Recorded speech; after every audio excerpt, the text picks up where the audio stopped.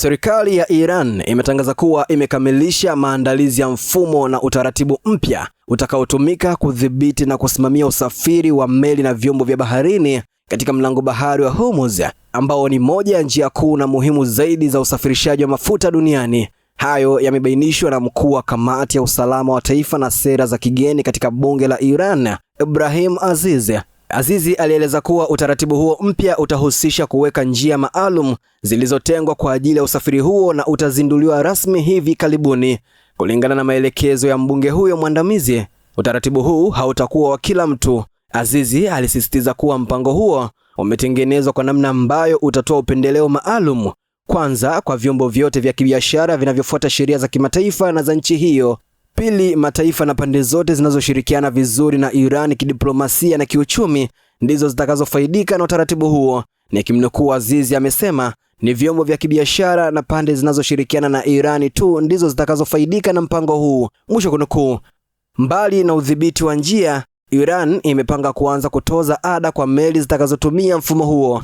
Azizi alifafanua kuwa malipo hayo yatakuwa ni kwa ajili ya huduma maalum zitakazotolewa na mamlaka za Iran chini ya utaratibu huo mpya wa usalama na uongozi wa trafiki ya baharini. Mlango bahari wa Hormuz ni njia ya kimkakati inayounganisha ghuba ya Uajemi na bahari ya Oman. Takribani theluthi moja mafuta yote yanayosafirishwa kwa njia ya bahari duniani hupita hapo kila siku, hatua inayofanya uamuzi wowote wa Iran wa kudhibiti eneo hilo kutazamwa kwa ukaribu mkubwa na soko la nishati duniani pamoja na mataifa ya Magharibi. Jina langu ni Hamza Saifu na hii ni Global TV. Kuna sauti nyingi, lakini si zote zinasikika.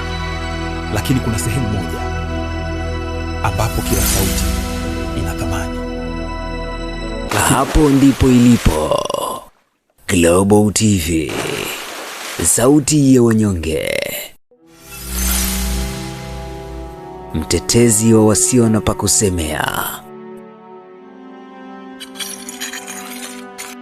Global TV ni YouTube channel inayopendwa na watu wengi.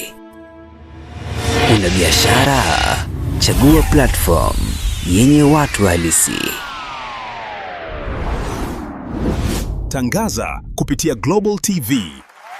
Next level.